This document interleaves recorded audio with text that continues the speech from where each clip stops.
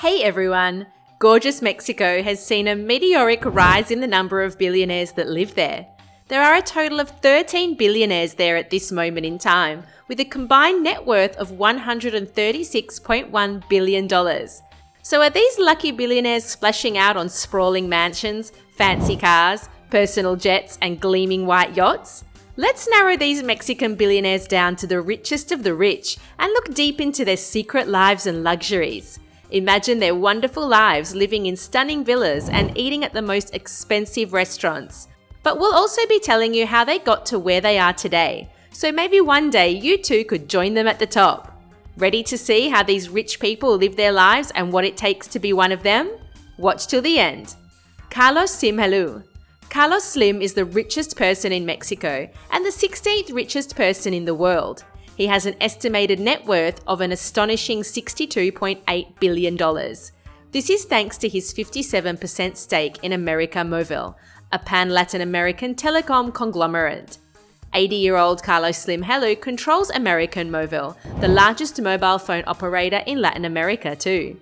He also holds stakes in other publicly traded companies, such as the New York Times and CaixaBank. They call Carlos Slim Slimlandia because he has businesses all over the Landia. His net worth increased by $10.7 billion just last year. Yes, Slim really has the Midas touch. Everything in his hands turns into pure gold.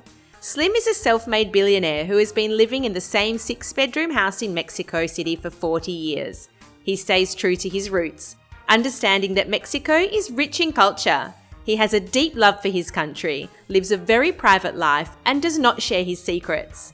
Slim doesn't own any yachts or private jets because he doesn't believe in conspicuous consumption. He spends most of his money on investments in business and philanthropy. There are, however, 2 things he loves to spend his money on: collecting art and Cuban cigars. Yes, Slim has opened his own private museum, El Museo Sumeo, named after his wife. This futuristic building was built out of steel hexagon mirrors and described as a glistening rhomboid frozen in time mid-twirl. The museum houses a rich and unique collection of priceless Mexican art and European art dating back to the 15th century and including the largest collection of Rodin statues outside of France. Heard of the sculptor The Thinker?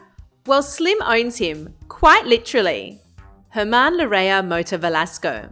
Germán Larrea Mota Velasco is the second richest person in Mexico, with a net worth of $25.9 billion. This billionaire lives in Mexico City.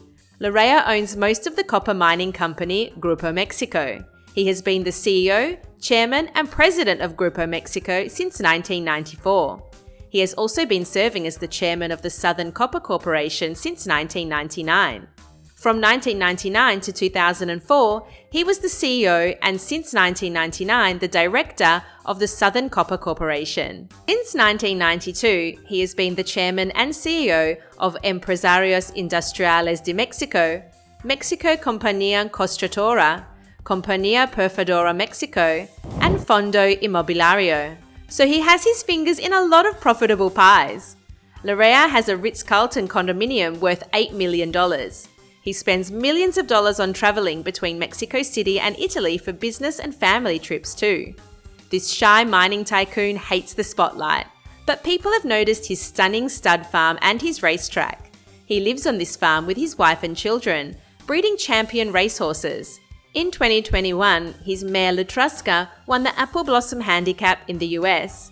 This classic race is a Grade 1 American thoroughbred horse race for fillies and mares that are 4 years old or older.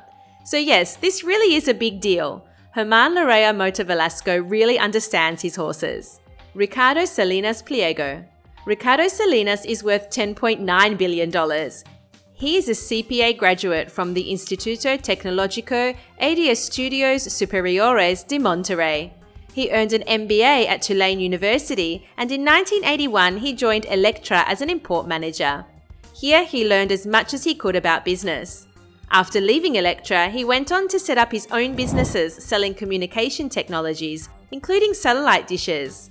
This leading high-tech entrepreneur is the founder and president of Grupo Salinas, employing at least 70,000 people in 7 countries.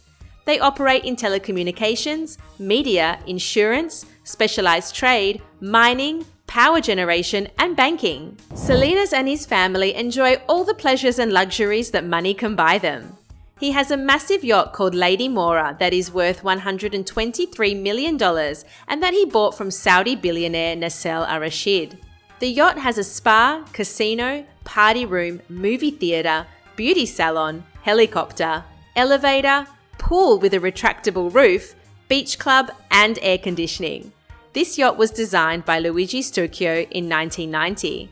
It was built by Blom & Vox in Hamburg, measures 104.85 meters in length, and can reach a top speed of 22 knots.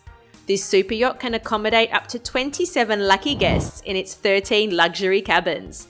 There is a crew of 71 people, and it cost $125 million to buy.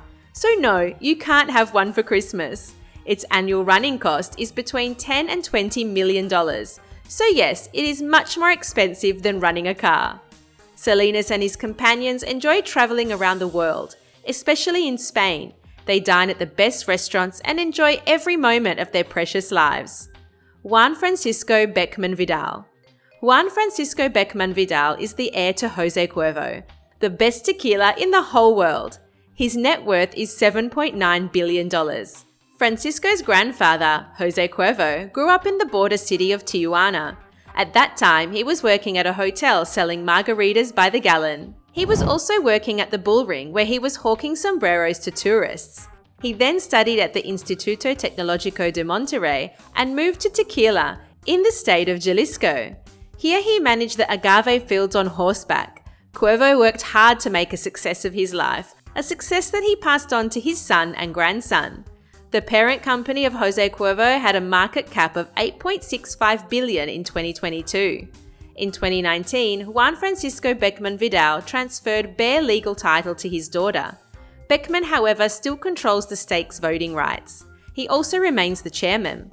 Juan Francisco is part of the board of Grupo Financiero Banamex. He holds a stake in Chicago-based Byline Bank too. The family owns Hotel Solar de las Animas too, bringing in 1.5 million tourists every year. He is married to Maria de Jesus Dora Legorreta Santos. The couple have 3 children and live in Mexico City. Francisco and his son, Juan Domingo Beckman, own 3 apartments on the 31st floor of New York's Trump Tower.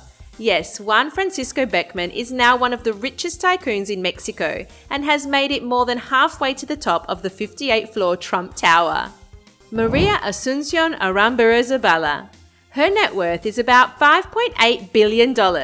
Her source of wealth is her stake in the beer giant Grupo Modelo. She inherited these stakes from her father. Grupo Modelo is the brewer of Corona beer. Surely you've had one of those. If not, we can recommend it. Maria's grandfather co-founded Corona beer. He was only a poor Basque immigrant at the start of the Mexican Revolution. Maria's father, Pablo, helped make Corona the best-selling imported beer in the US. Corona beer is the 5th most popular beer in the world. So yes, that's a big thing.